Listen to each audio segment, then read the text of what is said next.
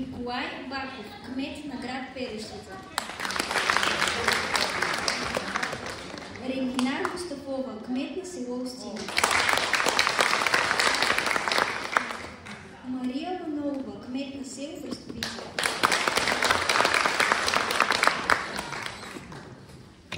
Тази година нашият концерт е посветен на 120 годишната от създаването на читалището и на всички, които са дали по искрица от душата си, за да има и днес читалище напредък. В далечната 1904 година няколко ентусиасти се събират в малкото селце Устина, твърдо решени да развиват читалищна дейност.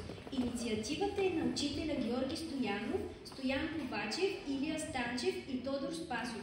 Така те създават първото читалище. В началото той се е помещавал в различни дюкяни. До 1912 година се води активна дейност. Събират се книги, реквизит, парични средства. По време на войните социалният живот се променя и дейността постепенно затихва, но през 1922 година учителят Трифон Ковачев я възобновява и активизира.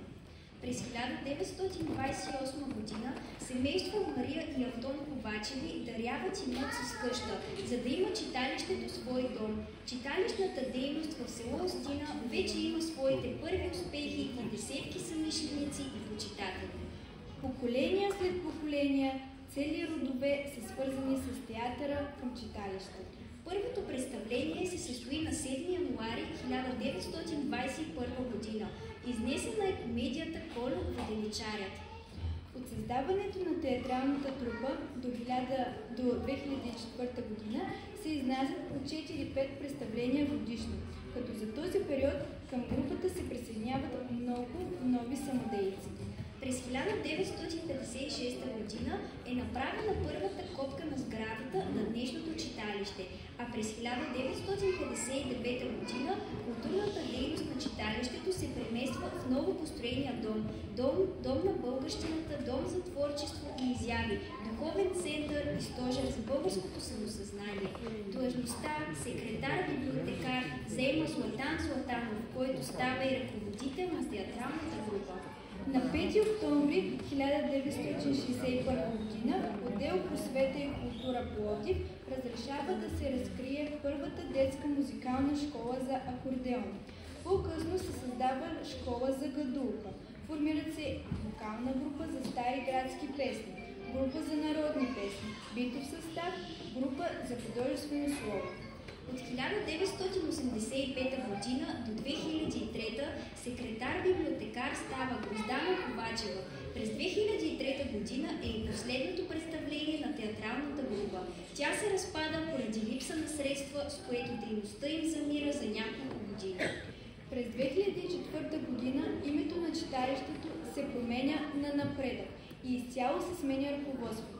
Същата година се отбелязва 100 годишнината от създаването на читалището, което отбелязва и подем в развитието на дейностите.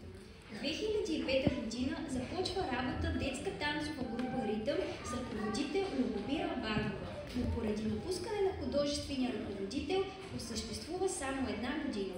От 2005 година се възстановяват Коледарската и Лазарската група, които за радост на всички функционират и до днес.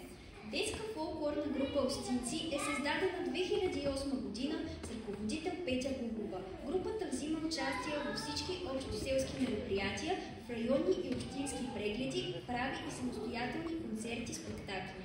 Днес към читалището функционират няколко самодейни групи.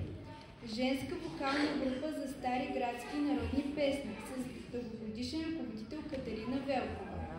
Групата съществува от 1980, но до 2008 година претърпява много промени. Нови певци, ръководители и репертуар и въпреки това носи много награди и жъне много успехи у нас и в чужбина.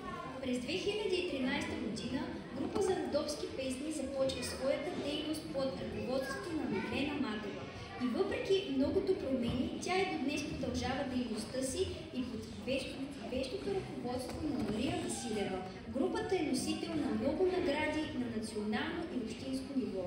През 2018 година към читалището се създава детска танцова група и група за народни хора с ръководител Даниела Минчева. От 2005 година до 2010 председател на читалището е Нели Гундева, педагог и дългогодишен театрален съдеец. През 2010 година председател на Народно читалище Напредък Гинка Кацарова, начален учител и също дългогодишен самодеец.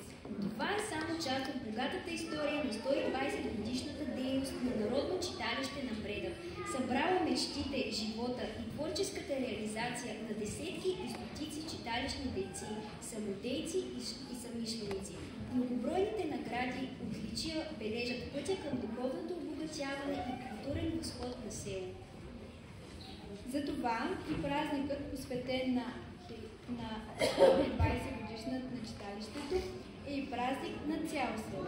Ние, гостинци, живеем с празничните събития и ги преживяваме като част от историята си, защото няма човек, няма семейство в селото, което да не е дало своя принос за развитието на читалищната дейност и процъфтяването на самодейността. А сега започва нашата празнична програма.